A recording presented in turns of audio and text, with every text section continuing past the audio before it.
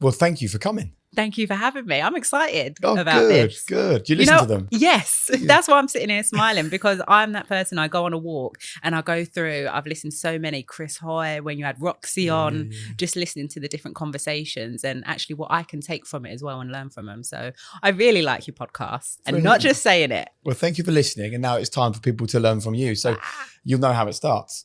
What is your version of high performance, Alex?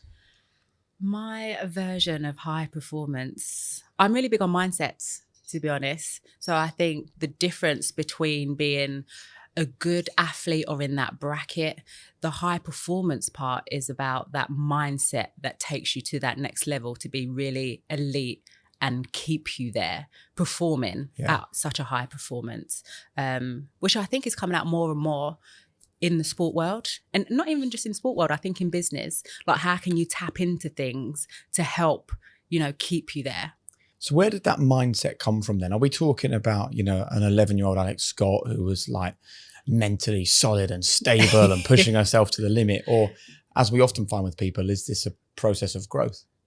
I would say it's a process of growth, and for me, understanding myself more. But I think when I go back to where I grew up in East London, playing in a football cage, there was kind of a survival instinct in there, having to fight for my place in the football cage with the boys, having to prove people that I was good enough, and having a dream that I wanted to get beyond that football cage. So I think there was a lot of elements in that. And I think you throw in on top of that fear of being stuck or fear of not being able to look after myself. I always say that I managed to get 140 caps for England. And sometimes you'd have teammates or people assuming that you were the favourite. That's why you got picked.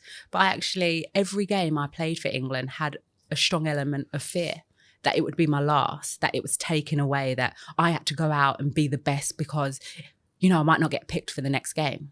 I think that's a really powerful thing to share with people, because people see you and assume there's no fear because life's successful. What about the Alex Scott sitting in front of us today? How prevalent is fear in the life you live now? It's always there. And to be honest, I think that's what keeps me going, working so hard, because it's always that I've got to prove people that I'm good enough, or flip that as well as I don't want to let anyone down. That's then showed that faith in me to put me in a position or given me a job or picked me in the first team for Arsenal. So it's both, it's that fear, and I've got to, in my performance, thank someone for believing in me and seeing something in me. So we've had a number of guests on that have spoken about the power of fear, Alex. And the most notable one that comes to mind is when we spoke to Dr. Pippa Grange, that speaks about there's two types of fear. There's the in-the-moment fear where you just drop everything and run. But the more pernicious fear is that not good enough fear, that often a lot of high performers describe that it can propel them for a while, but equally it can be crippling if it takes hold. How have you managed to harness fear so that it propels you forward without it actually stymieing you? Because I think it goes back to that mindset of having that fear. Like you said, you can have it and I can't do it. Where I'm someone that, okay, here's a challenge and I choose to accept it, because I know that I'm going to take a lesson from it and I'm going to grow. And actually, what's the worst that can happen? It doesn't turn out the way that I planned, but I've still going to have learnt lessons during that process. So I think that fear is always there. But like you said, I know that I can use it to be better, whether the outcomes, if I like it or not, So if we can go to that moment that you said of what's the worst that can happen. Yeah. I'm conscious that there's an awful lot of publicity about your brilliant book at the moment, and it tends to focus on the relationship with your father. So I don't want it just to be dominated by that, but I do think it's worth us just touching on it. That, for a lot of kids, is the worst that can happen. Seeing, or like you described in your book, sometimes going to bed and not knowing if your mum was still going to be alive in the morning because of the stuff that was going on behind closed doors. How have you processed that as a lesson that you've learned something from, that you can now use it to your advantage? I think sitting here and going through a lot of lessons, learning about myself, So even you saying that, like the noises and what I went through as a kid, it's all still there and it's still very raw. But I think I don't sit here as a victim of that. there's a lot of stuff that I've taken strength from. I take the bad stuff that's happened in my life, and then you mix it with all the good stuff. It's made me who I am today. I think the fear of going to bed every night and trying to listen for sounds to hear if my mum would be okay. Yep. But then seeing the light and seeing her the next day. And it's actually, I didn't write the book and that chapter to try and shame my dad at all.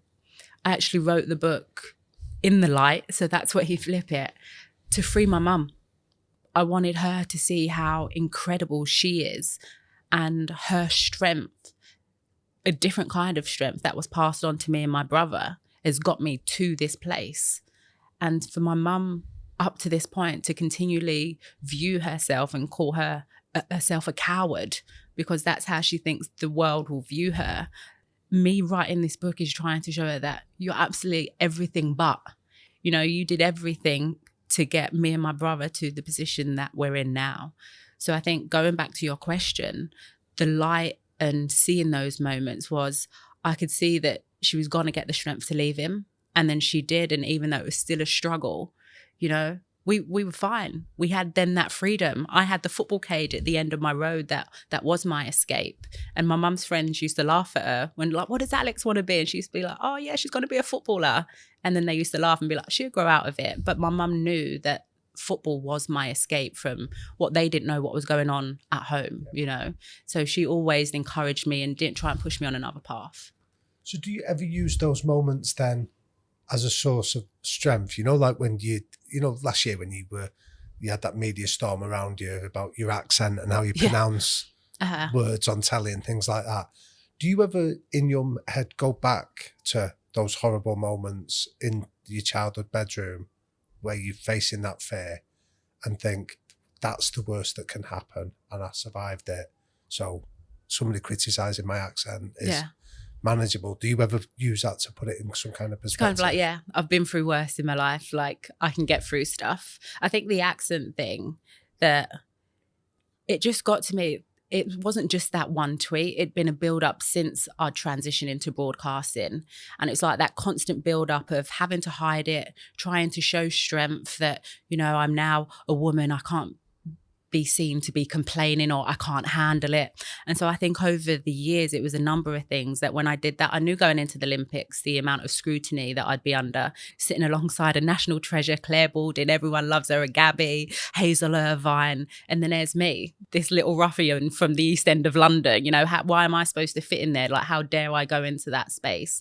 So I knew I put a lot of pressure under myself. And I think it's easy, you know, when people say, oh, don't get on social media, don't look at it. But there's so much of it that I like. I like the connection and speaking to people. And actually, when you're full, you guys will both know, you sitting on TV or you're full in broadcast mode, sometimes me just switching on my phone is a distraction, or checking in on what else is going on in the world other than the TV land. And then switching on, Twitter that night and seeing that, it was just, I'm not going to sit in silence anymore. Like I actually can't take this anymore. When I'm on the one show, it's the same thing. Yeah. So that was just a reaction to that. I'm from an area of London where, you know, it was a struggle, but I'm proud that the struggle and the hard work has led me to this place. And actually, why do people look at the negative? Why can't people see that? You know, for you to achieve and get out of something and all the hard work that you've put in, why don't you celebrate that? You just still constantly want to bring someone down because of an area that they're from. But then actually, you know, it's the UK, it's a representation of society, but we've been stuck in a way that this is what TV is supposed to look like. This is what you're supposed to sound like. And it just proves that things need to change. I think you're so strong and speak about it so powerfully. And, you know, I've not had anything like that level of criticism. That I've said to my wife many times over the past 20 years on the telly, like the biggest source of mental health struggles for me is social media and the challenges it brings. And it's nice in a weird way, isn't it, to talk about it, because, you know, it does strengthen you a bit. And I would just love people to really understand like the actual cost of what they think is just a throwaway tweet or a ridiculous comment. Like, if you're able to, would you mind just sharing so that people can really hear it in your own words, actually what this does to somebody?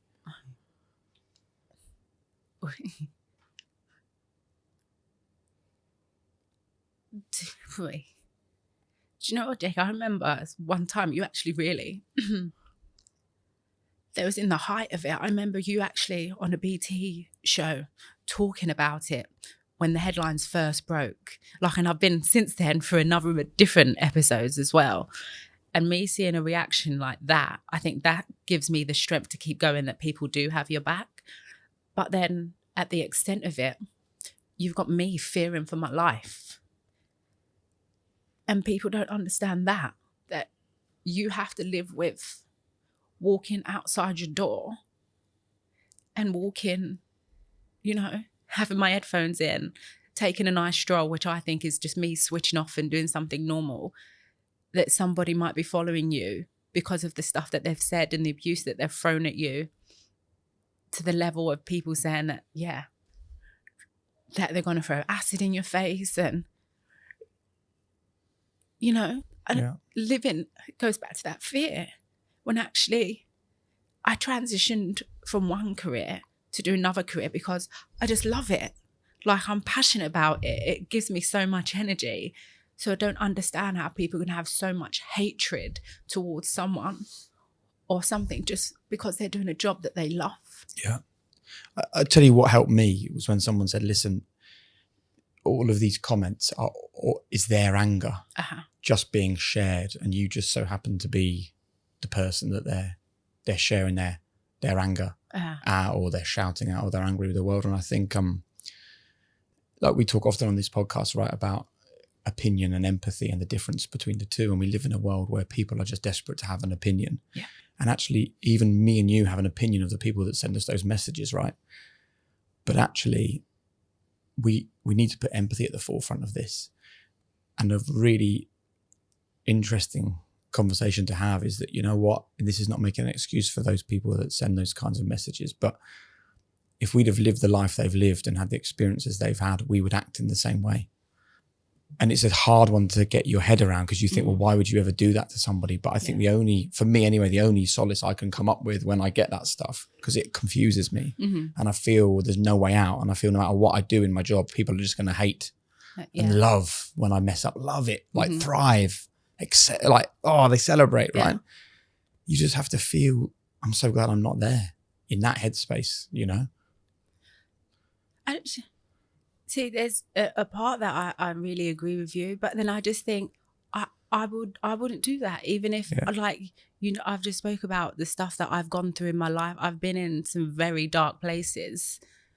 I wouldn't want to put that on anyone else. I wouldn't want to try and bring someone down to a place where I know is dark.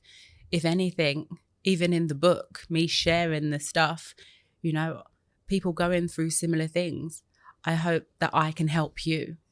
When you are hurting, it's easy to be, oh, what about me? And I'm trying to hurt other people. When you're actually hurting, that's a time to try and help someone else and give them a bit of light in their life, I think. See, let's jump on that comment there then, Alex, because I think the purpose of the podcast is often to help people in their own lives take the lessons that you've learned and do that. And I think there's something profoundly powerful about what you're saying, that you've survived some pretty horrific situations, whether that's as a child right the way through to now your professional career, and yet you still come out of it, you're still smiling, you're still thriving and being successful. Give us some of the techniques that you've learned then to cope when you're in those dark places. Give us some of the 2 or 3 tips that you've learned that are most powerful. I think through therapy, one, it's knowing when I'm going into those dark places. Okay. I remove myself. I totally switch off and don't want to speak to family and friends. Right. Like, I'm in my own headspace. In that headspace, turn it to drink as well, to try and numb all the noise. So what I've learned is, where am I getting into those dark holes? Okay. So now that I know those signs, and I think then I reach out to people. And what are they? What are some of those signs that you've spotted when you're going down into that black hole? Remove myself on my phone. I don't want to speak to anyone, won't reply to messages or anything. I will literally get home from work, don't want to go out and see friends. I become a recluse. Right. because I can't give anything. But the thing is I love work. So I will literally wake up the next morning and go to work, and you wouldn't think anything's wrong with me. Okay. Because I can be on and that gives me energy. But straight away when the camera's off, I'm going home, then I'm in a dark place. So who knows that you've gone there then to be able to come and help dig you out of it? Now, through the book and through therapy, people now know those signs where they didn't before. Because I think that's where we go back when we're talking about athletes. You're trained to hide everything. You're trained to show strength, don't show emotion. So all these years, and it goes back to the chapter with my dad's stuff, I was grown in an environment where you only speak when you're spoken to. Yeah. So one, I didn't even know how to communicate or show emotion. You know, it's that survivor instinct. I'm going to be okay no matter what. I don't need help from anyone. So now me speaking out more, my friends and family also know those patterns. So what was the first time that you chose to break that cycle then of being reclusive and actually reach out and ask for help?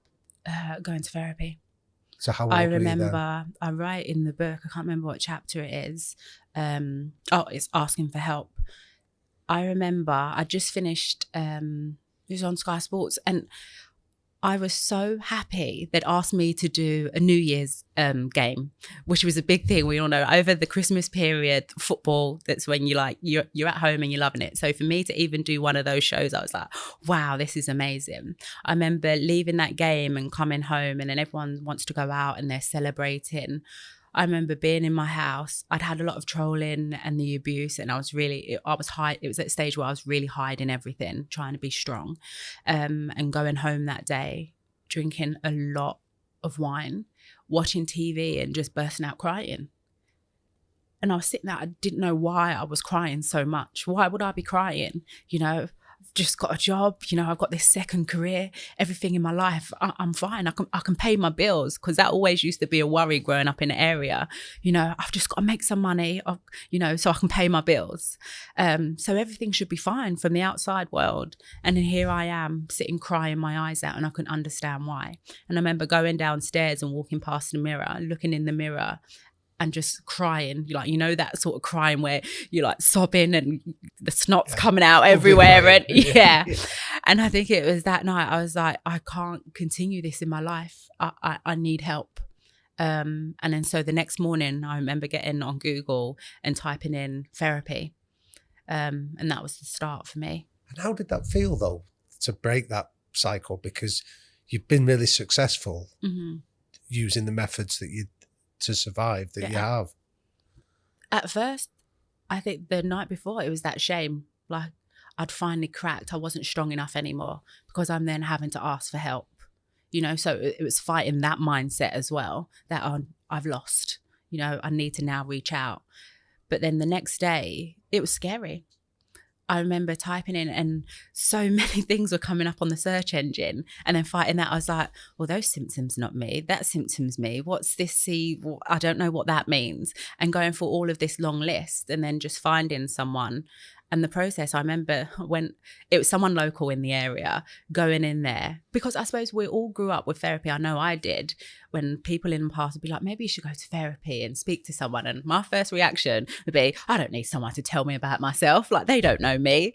But then going into that room, it was not the best experience, to be honest. I had someone just sitting across from me, very just saying yes, no. And it made me feel uncomfortable. And then so I went back to the same pattern for a week of going home, drinking and crying. And I remember Sporting Chance. I knew someone that had been to Sporting Chance, which was, do you know about Sporting Chance? And I remember reaching out to them, and I've been going to see someone at Sporting Chance since then. And you still see them today? Yeah. Actually, my last session with him, because I knew the weight of the book. I'd worked through a lot of stuff. It's really interesting, because the narrative around me is the trolls pushed me into therapy, when actually, no, that was just the end part. I'd been through so much in my life, from my dad, through retiring from football to everything, that I'd been on a journey through therapy that I needed to, he was a light. He was an angel sent to me. But going to see him my last session, I knew the weight of the book and the things that would become in the conversations that I would be having. So I need him all the time in my life, and I don't shy away, or I'm not embarrassed to say that. And would you mind sharing with us some of the lessons that you've learned in therapy that, again, listeners that maybe find themselves in a similar position could maybe consider adopting themselves? I love someone that, anything, it's a conversation. It's why I love the job that I do, because I get to sit and have conversations and people can see the world and give you an opinion totally different to your own and make you think of something that you never saw it in that way before. And I think sitting in therapy, it's not a friend, it's not a family member that will have their opinion on your friend or your job that you're doing. It's someone totally removed from that and can see things, make you see things in a totally rounded way that you're just like, yeah, I understand that, and I needed to hear that. And sometimes it's brutal, and that's what I need, the raw honesty in it. And sometimes I remember driving and being like, I don't need to see him today, I've got nothing to say. And actually those sessions end up being the best ones. I come away feeling lighter of everything that I'd been carrying, and sometimes I didn't even know I was carrying. What do you do now when you, apart from going to see your therapist, what are the techniques and the tips, the mental techniques and tips that you've been given that you can rely on when you need them? And there will be people listening to this, right, that are still in the place that you were when you were a footballer, which is be strong, bottle it up. Well, the misnomer of being strong. I mean, it's not really a strength, is it? But that sense that sharing is weakness and dealing with it yourself is a strength. So now what do you do when you've sent something, or you've even how you think before you go on air? Because people don't realize how exposing it is being a TV presenter. You're not hiding behind a football shirt anymore. Yeah. Well, I think the whole thing about strength, that's why I named the book what it is, How Not to Be Strong, because it's what I've learned about myself, removing all of that, showing the vulnerabilities and actually allowed to be yourself. I now know I need to take time for myself, and I don't have to apologize for that. And sometimes that is literally, I'm looking right about the green patch just over your shoulder from where we are in the tower.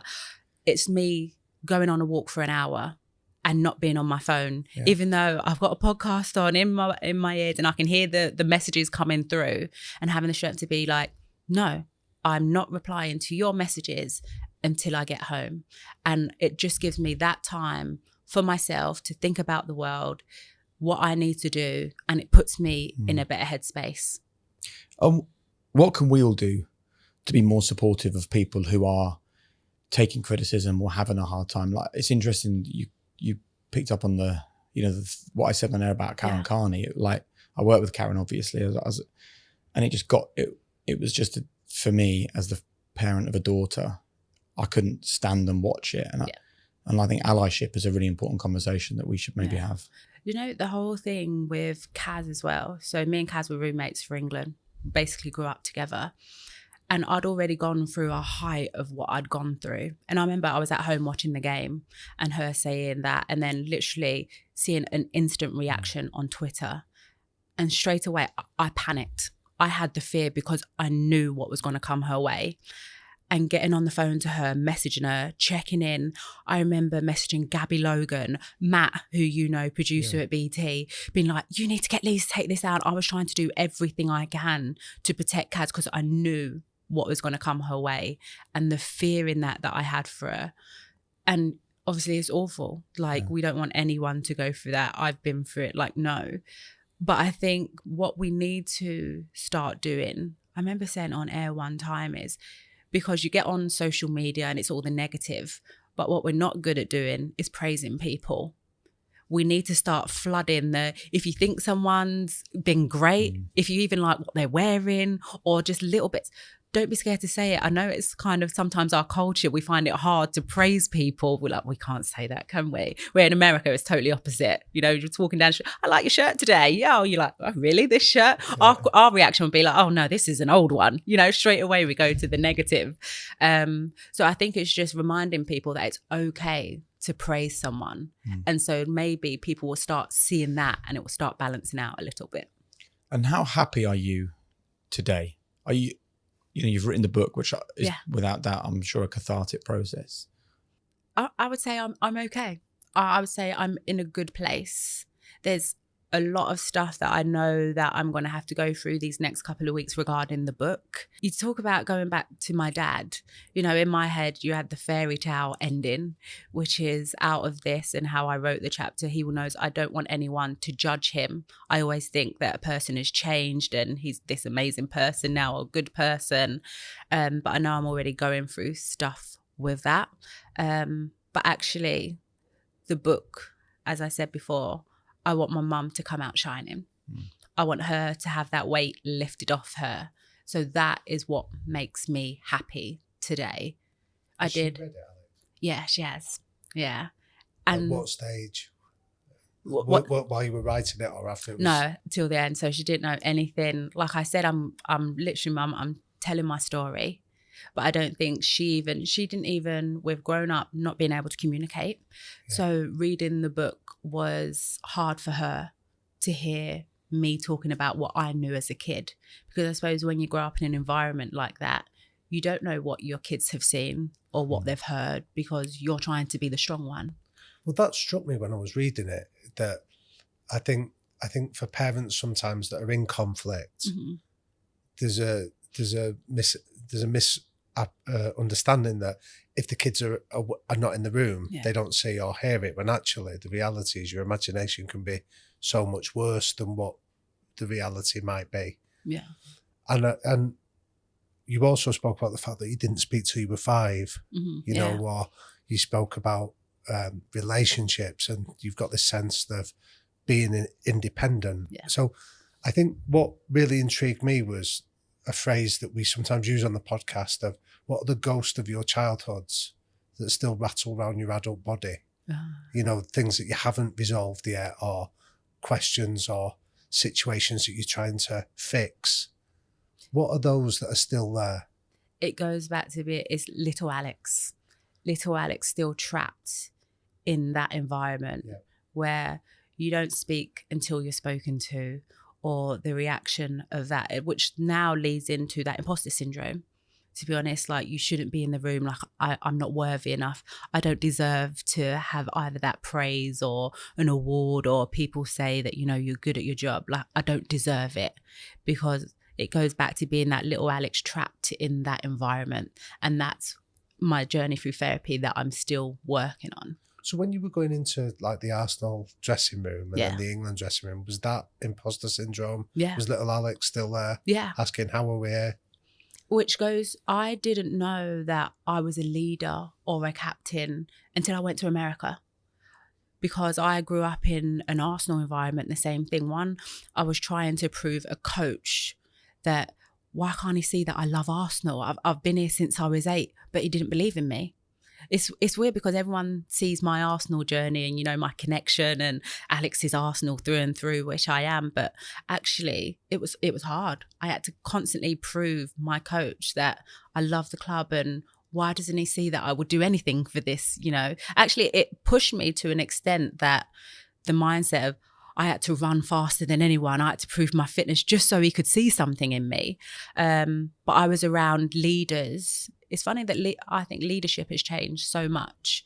But I was in a changing room that it was a loud voice, the loudest ones, where I was just small. I was just like, no, I'm not going to speak. I'm just going to sit here.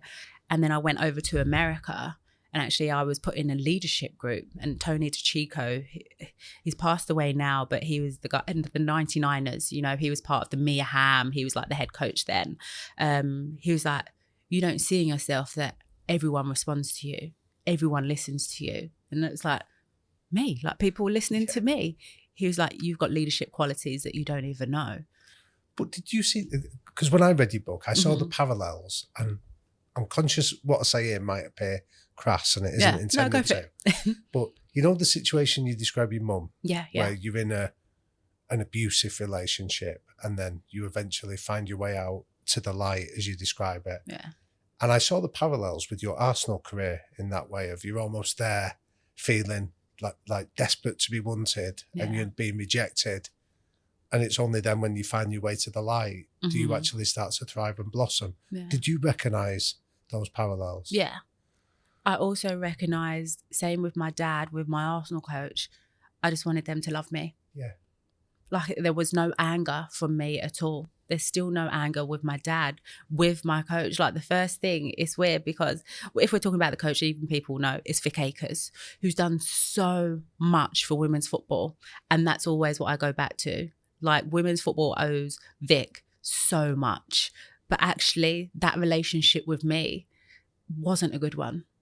He didn't, goes back to not believing in me, having judgments on me. I would say that he didn't even know that he was doing that, constant putting me down, like I wasn't good enough. Like constantly, it hurt so much. And like I said, it's not till I left the environment, I found myself. But when you're in an environment like that, which is kind of toxic to an extent, you don't even know until you remove yourself and you're like, wow. And I literally went from, I was already a right back for England, but going to America where people were telling me that I'm going to be the best right back in the world, to believe in it. Like these people could see something in me.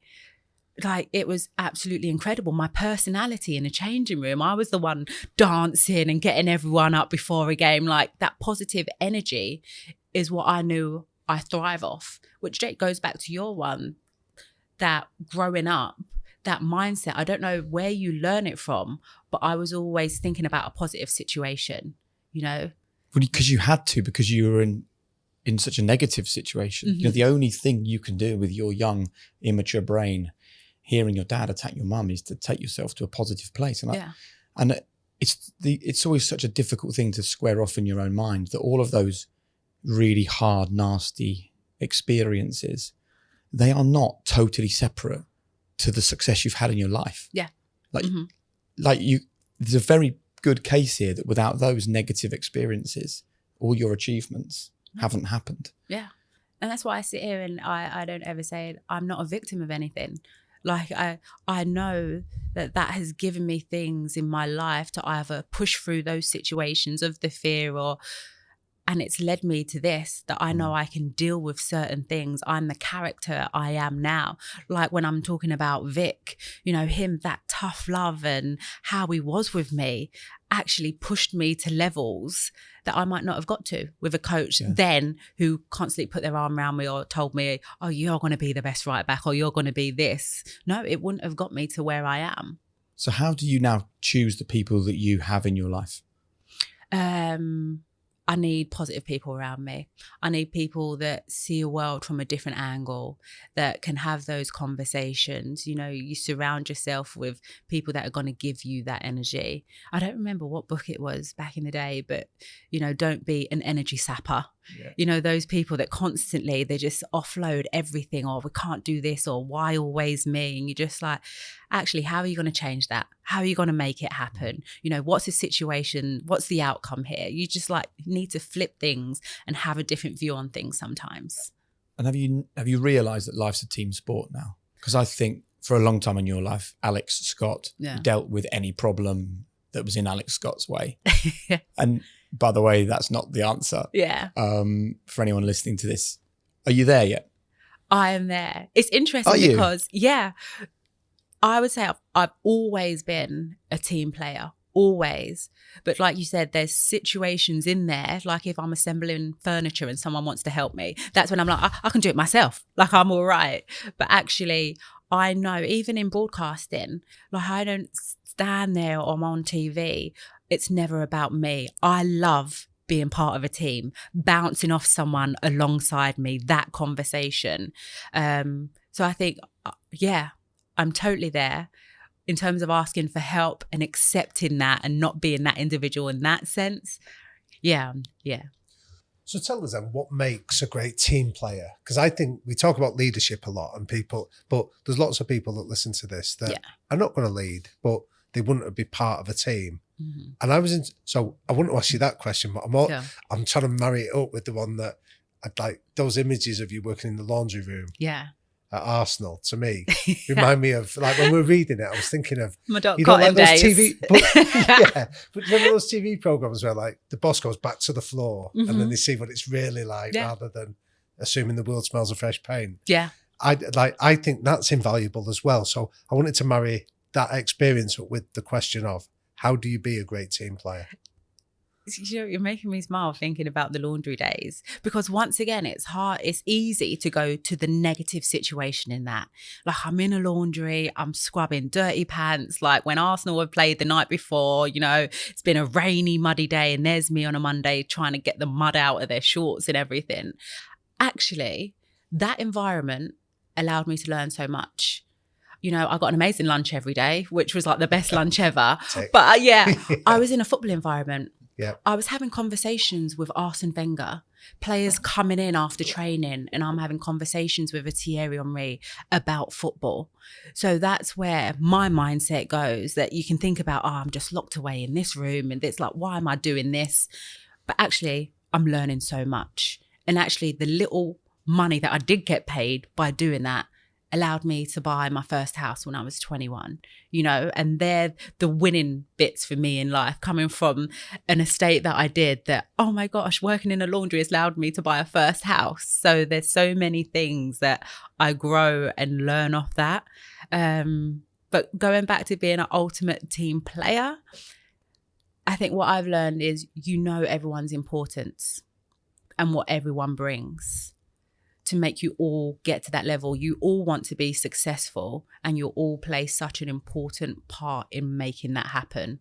It is never about the me in a team. It is about the we. That sounds really cliche, but it really is. So even when I knew I had the armband, I was the captain.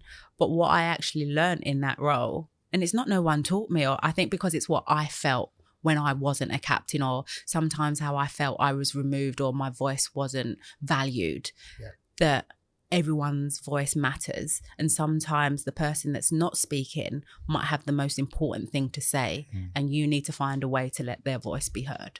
I love that. It reminds us of when we interviewed Kevin Sinfield, the rugby league player. He said that it dawned on him at the age of 12, didn't he, when he remembers looking and thinking, he's better than me, he's faster than me, he's stronger than me.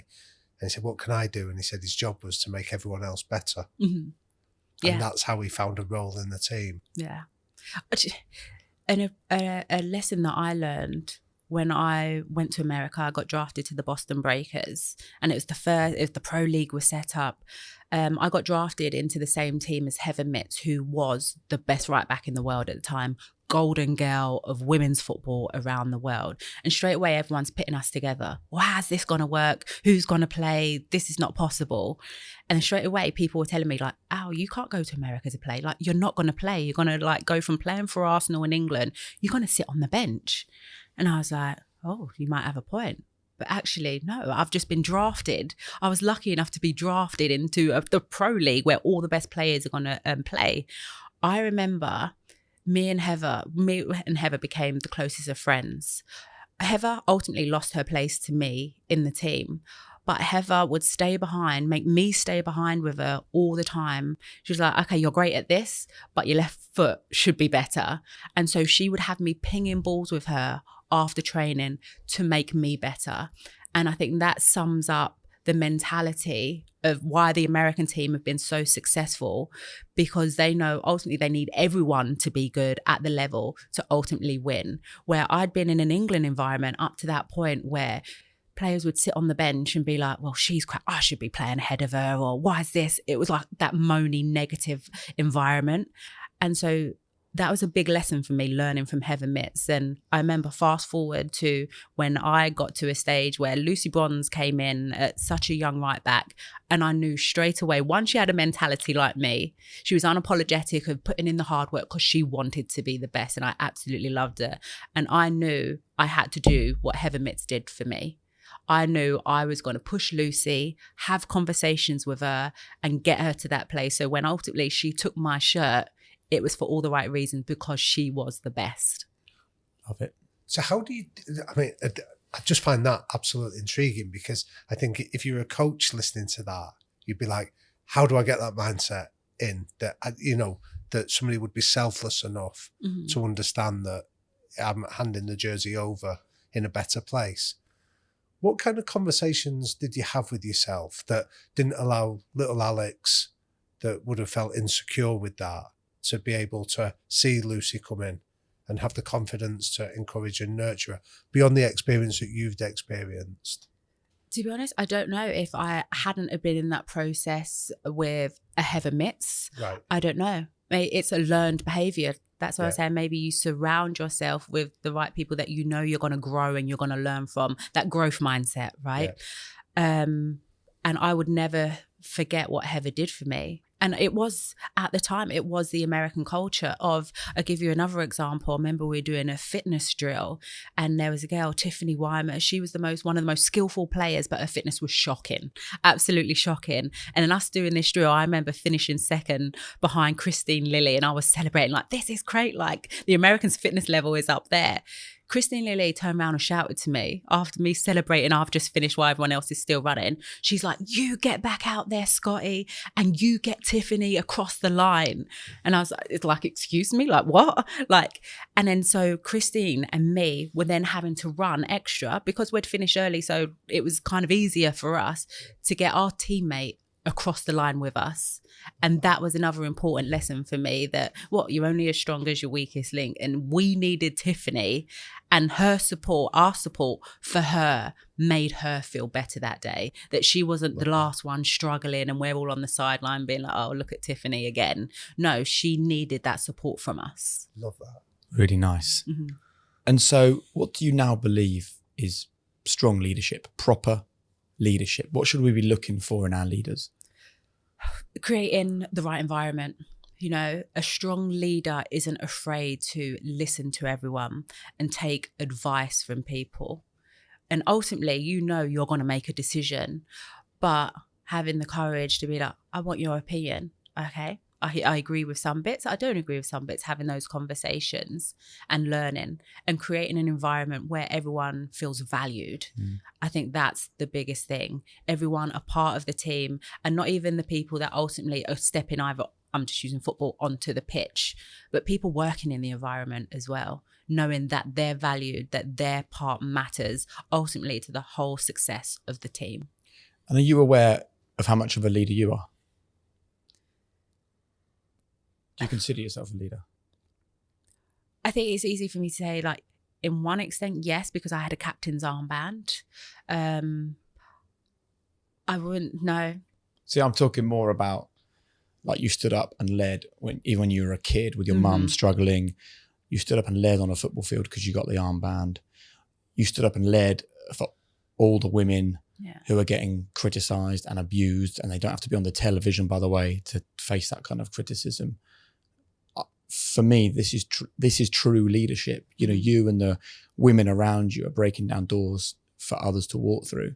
And, you know, for people like us to be allies alongside women like that, it only happens if they're brave enough and strong enough to stand up in front of everyone in the first place and be leaders. And for someone like you to come along, I am so much more excited about the future my daughter has and Damien's daughter has, because of the leadership that you've shown in the last few years. So maybe instead of asking you whether you feel like a leader, maybe we should be telling you that you are a leader. I was going to say, after you say that, like, straight away, it makes me go shy, which people don't know that side about me because they assume you're on TV. Of course you're not shy because you speak to millions. I still find it hard to accept people either see me in that way or feel that way, because I don't know, because I've always had to show that strength so to take praise and stuff like that, I kind of like, oh God, like, thanks for saying that, Jake, but I feel uncomfortable with it. But I think it goes back to that team player. So ultimately, you saying I am that leader, and I get it, but for me, it goes back to I'm trying to help people. Yeah. Like, when I sit alongside someone, my thing is, I don't care about me. I'm going to ask you questions so you can have the limelight, or you feel comfortable, or trying to help someone do a better talk or something like that. So I get now what you're saying. That is a form of leadership, but I suppose I've never seen it that way. And have you found freedom? Because I think that true happiness is finding freedom. Are you there yet? I don't know if I'll ever be there, to be honest. I'm still growing as a person. I'm still learning stuff about myself. which I like. In the book, I finally open up, and I'm really private with my life, but I wrote a whole chapter about love, and what that relationship really did for me, and those patterns continued. And I've spent the last couple of years actually dating myself. How cheesy that sounds, actually. Tell us more about that. What does that mean? That I knew that I needed to break some patterns in my life that stemmed, yes, from my dad and not being able to communicate. And then that was there in relationships. I was then tending to get with people that I just wanted to help them, which then in turn wasn't healthy for myself. So you were that rescuer. Yeah. And then ultimately I was losing myself in those relationships. So that's why I've spent the last couple of years knowing and growing and understanding myself more. But tell us about dating yourself. How do you do that? Being okay with being on your own, or reading more to understand things, or going to therapy so I understand my own patterns, which will ultimately be better for the next relationship that I'm in, and being able to now communicate better and see things instead of, I've always hated confrontation because of things in my past. So I tend to run from things, where actually that's not healthy in itself. Sometimes you need to have those frank, honest conversations to move on to things. So see, that surprises me because again, I was wondering about when you mentioned the power of fear in your life and its constant presence, that we have three reactions, don't we? Traditionally, we either run away, we freeze, and like with a rabbit caught in the headlights, or we get on the front foot and we go and take it on in that fight mode. And reading your book and listening to you speak, I can see two of those responses in the freeze response that you had of struggling to communicate, and the fight response sometimes of going and taking the fight directly on, as that example we spoke about. But I've not heard you talk about the running away thing, because I haven't heard or read any examples of that. What does running away look like in your world? I would say in terms of running away, it's like if you are having a disagreement with your partner, my thing would be like, oh, we'll come back to it tomorrow. Like, it's okay, because nothing for me and the images that I still have from my childhood gets resolved in the heat of an argument. You end up saying stuff that you don't want to say, that you'll regret. So my thing is just to remove myself from that moment. But I suppose now what I've learned is there's ways of doing that to help my partner understand the reasons why I'm doing that, and we can maybe resolve this tomorrow and come back to it when we've got a clearer head on things. So from a selfish point of view, give us some tips, because Go on. How do you do that?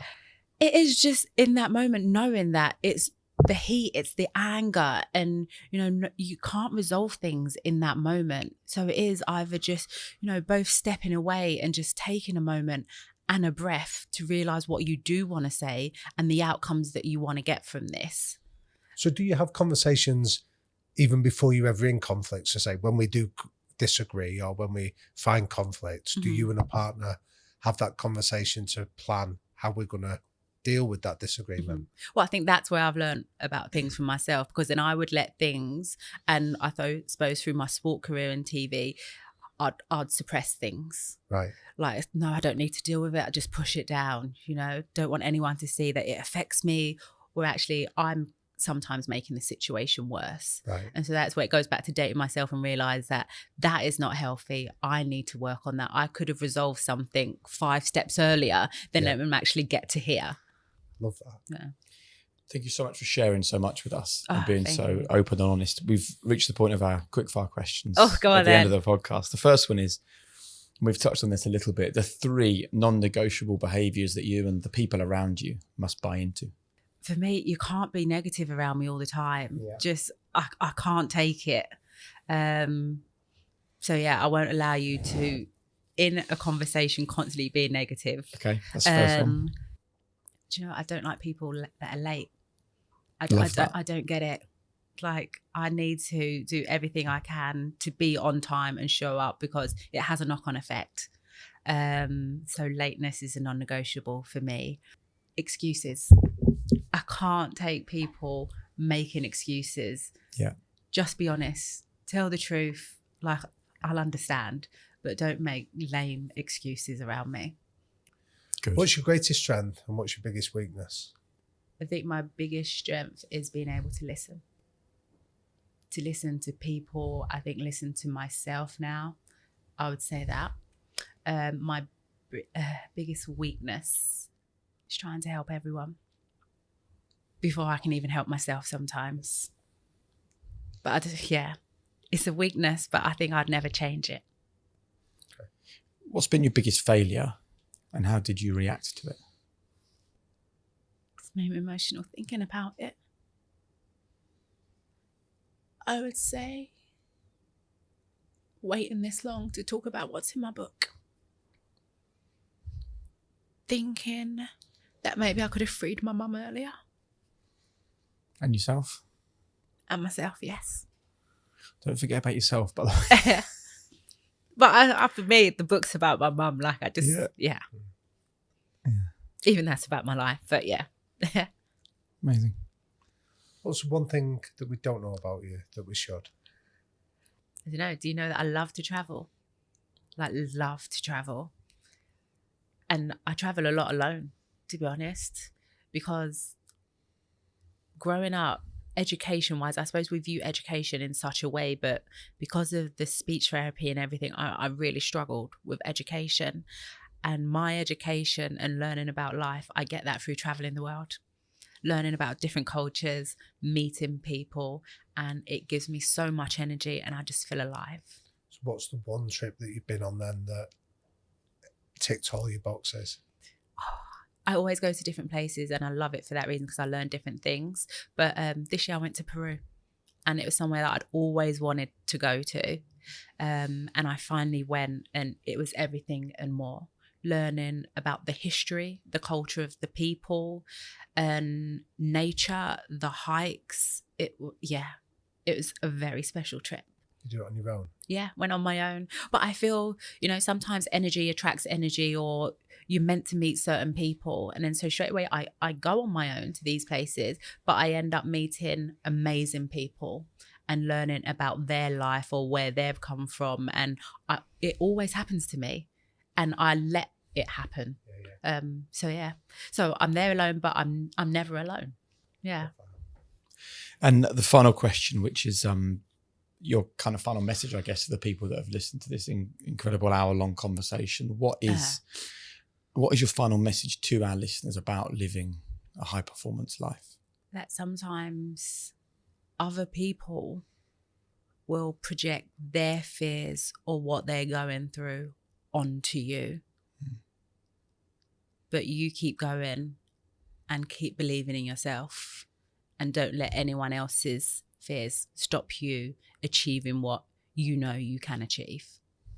I love that. And I hope that you can see that, whether it's a little kid knowing what went on with your mum and dad, or whether it was, and that gave you an insight into how cruel human beings can be, or whether it is as an adult seeing how toxic society remains, how racism and sexism is as big an issue as it's always been.